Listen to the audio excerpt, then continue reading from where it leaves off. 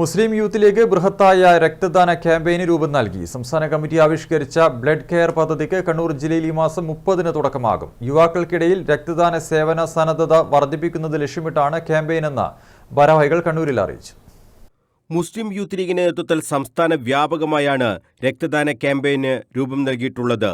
Blood care എന്ന പേരിലാണ് പദ്ധതി നടപ്പാക്കുക. ക്യാമ്പയിന്റെ ഭാഗമായി ജില്ലാ യൂത്ത് ലീഗ് കമ്മിറ്റി 7000 യൂണിറ്റ് രക്തം ദാനം ചെയ്യുന്നതിനുള്ള സജ്ജീകരണമാണ് ഒരുക്കിയിട്ടുള്ളതെന്ന് ഭാരവാഹികൾ കണ്ണൂരിൽ പറഞ്ഞു. മുസ്ലിം യൂത്ത് ലീഗ് കണ്ണൂർ ജില്ലാ കമ്മിറ്റി സംസ്ഥാന കമ്മിറ്റിയുടെ തീരുമാനപ്രകാരം സംസ്ഥാനത്തുടനീളം യൂത്ത് ലീഗ് വരുന്ന 6 മാസത്തിനുള്ളിൽ 50,000 യൂണിറ്റ് ബ്ലഡ് ഡൊണേറ്റ് ചെയ്യുന്ന ഒരു സംവിധാനത്തിന് യൂത്ത് ലീഗ് സംസ്ഥാന കമ്മിറ്റി വിഭാവനം ചെയ്തിട്ടുണ്ട്.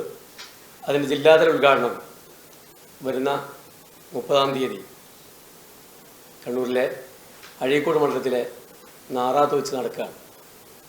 കണ്ണൂർ ജില്ലയിൽ മുസ്ലിം യൂത്ത് ലീഗ് 7000 യൂണിറ്റ് ബ്ലഡ് ഈ വരുന്ന 6 മാസത്തിനുള്ളിൽ ജില്ലയിലെ പ്രധാനപ്പെട്ട ഹോസ്പിറ്റലുകളായ പരിയാരം മെഡിക്കൽ കോളേജ്, കണ്ണൂർ ജില്ലാ ആശുപത്രി, തലശ്ശേരി ഹോസ്പിറ്റൽ, തലശ്ശേരിയിലെ മലബാർ ക്യാൻസർ സെൻ്റർ തുടങ്ങി അഞ്ചരക്കണ്ടി മെഡിക്കൽ കോളേജ് തുടങ്ങിയ ജില്ലയിലെ പ്രധാനപ്പെട്ട ബ്ലഡ് ബാങ്കുകളിലൊക്കെ യൂത്ത് ലീഗിൻ്റെ പ്രവർത്തകന്മാരും പൊതുജനങ്ങളെയും പങ്കാളികളാക്കി ബ്ലഡ് ഡൊണേഷൻ നടത്തും.